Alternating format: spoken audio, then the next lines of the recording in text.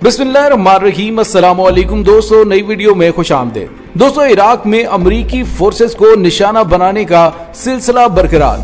अमरीकी एयरबेस पर इंतहाई तबाहकुन रॉकेटों से हमला किया गया है, जिसके बाद बड़े पैमाने पर तबाही की इत्तलात मिली हैं। दोस्तों, आखिर इस हमले का जिम्मेदार कौन है और अमरीकी इंतजामिया की जानिब से इस हमले के बाद किसके खिलाफ कार्रवाई का ऐलान किया गया है?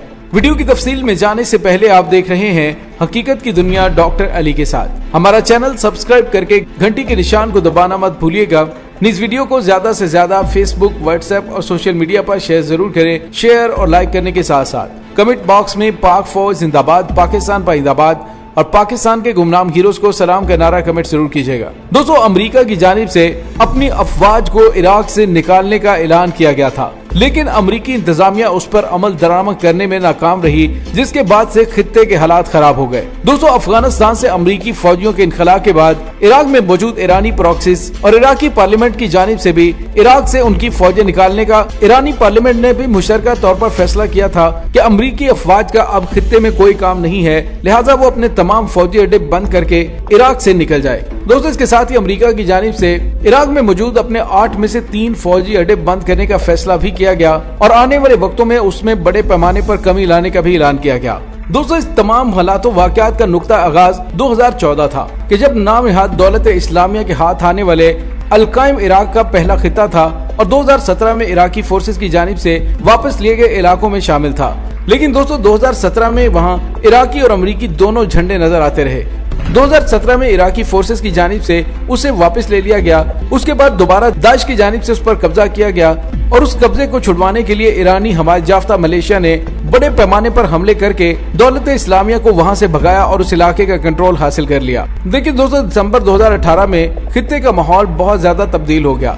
ईरानी हमायत याफ्ता तंजीमें इराक सिक्योरिटी फोर्सेस का हिस्सा बन गई और इलाके में उनकी ताकत बढ़ गई। दोस्तों, अमरीकी अफवाज को खित्ते से निकाल बाहर करने की जिम्मेदारी ईरान के सिपाही पासदारान इनकलाब के सरबराह जनरल कासिम सलमानी के हाथ में थी, लेकिन उन्हें अमरीकी फौज ने बगदाद के हवाई अड्डे पर एक अमरीकी ड्रोन हमले में शहीद कर दिया। उस वक्त उनके हमरा पीएमएफ के नायब कमांडर अबू महदी अल मुहंदिस भी मौजूद थे, जो हमले में मारे गए और उसके बाद इराकी पार्लियामेंट में एक करारदाद पेश की गई, जिसमें तमाम गैर मुल्की अफवाज और हाजिर तौर पर अमरीकियों को मुल्क से निकल जाने का मुतालबा किया। दोस्तों, अमरीकी हुकाम ने इराक को छोड़ने का फैसला तो कर लिया, लेकिन इसके साथ ही उन्होंने अपनी कुछ फौज की मौजूदगी बरकरार रखी। दोस्तों, इस वक्त इराक में सरकारी तौर पर तकरीबन 5200 फौजी मौजूद हैं और अभी ये वाजे नहीं कि अमरीका इराक से अपनी फोर्सेस को कब तक निकालेगा। लेकिन दोस्तों, यहाँ पे आपको ये बताते चलें कि अक्टूबर 2019 से लेकर अब तक इराक में अमरीकी फौजी अड्डों पर 100 से ज्यादा मिसाइल हमले किए जा चुके हैं, जिसमें तकरीबन 425 रॉकेट्स का इस्तेमाल किया गया। और दोस्तों, आज भी इराक में बलद एयरबेस पर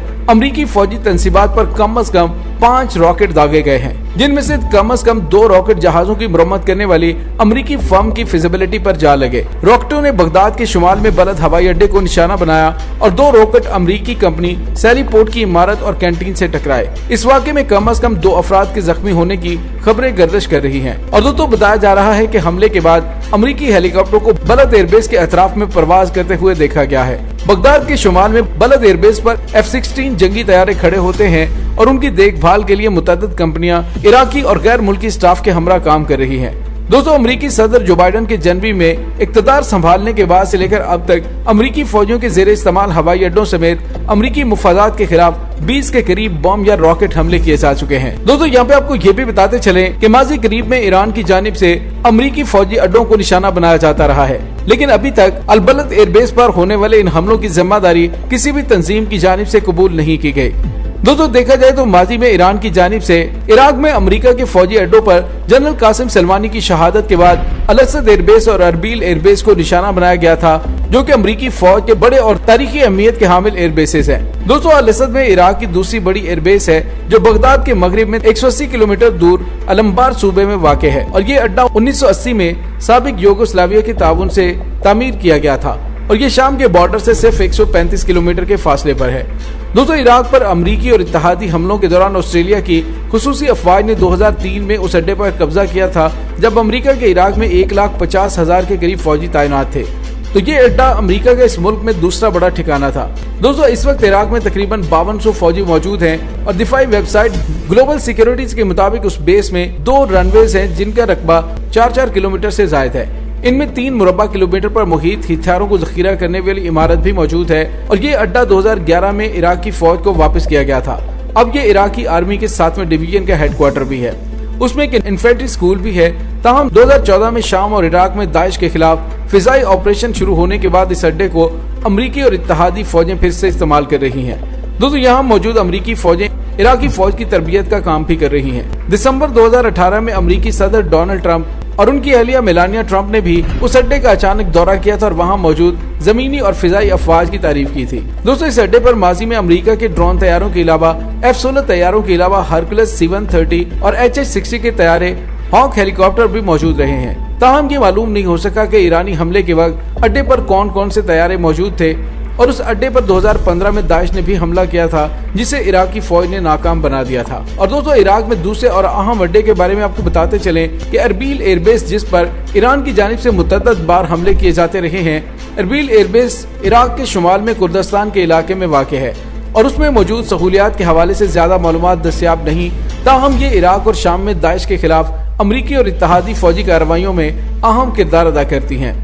दोस्तों मैं अपनी प्रीवियस वीडियो के अंदर भी जिक्र कर चुका हूँ कि ईरान की जानिब से अमेरिका को खित्ते से निकालने के लिए ये एक नई जंगी हिकमत अमली अपना ली गई है, क्योंकि अफगानिस्तान से अफगान तालिबान ने जिस तरह से अमरीकी फौज को निकाला है उसमें उनकी जानिब से मतवातर और लगातार अमरीकी और इत्तेहादी अफवाज पर हमले हैं, जिसने अमरीका को ये फैसला करने पर मजबूर किया। और अब उस ऐलान के बाद से ईरान की हमायत याफ्ता मलेशिया की जानिब से इराक में मौजूद फौजी अड्डों पर हमले किए जा रहे हैं ताकि अमेरिका को खित्ते से निकालने की हतमी कार्रवाई की जा सके। और दोस्तों इसमें ये खदशात में मौजूद है कि अमेरिका खुद ही अपने अड्डों पर हमले करवाने में मुलव्विस हो, क्योंकि ये मशकूक हमले हैं। जिस भी जगह पर हमला होता है वहाँ पर नुकसान की कोई इत्तलात सामने नहीं आती और बताया जाता है कि कोई जानी माली नुकसान नहीं हुआ। यानी कोई भी रॉकेट फायर होता है तो वो इतना बेजर इलाके में जा गिरता है कि जिससे अमेरिका को वहाँ पर अपनी फौजें ठहराने का जवाब तो मिल जाता है, लेकिन अमेरिका का कोई नुकसान नहीं होता। लेकिन दोस्तों इसके साथ ही ये भी खदशात मौजूद हैं कि अमेरिका और ईरान के 2015 के जोहरी मुआहदे में वापसी के ऐलानात के बाद और जारी मुज़ाकरात को सबूताज करने के लिए सऊदी अरब और इसराइल की जानिब से इस तरह की कोई कार्रवाइयाँ की जा रही हों ताकि अमेरिका को पैगाम दिया जाए कि ईरान के साथ 2015 के जोहरी मुआहदे में वापस न जाए, क्योंकि ईरान अपनी अफसुदा यूरेनियम को 60% तक ले जाने का ऐलान कर चुका है और अगर वो 90% तक यूरेनियम अफसुदा करने में कामयाब हो गया तो फिर ईरान एटम बम बनाने में कामयाब हो जाएगा, जिसका मतलब ये होगा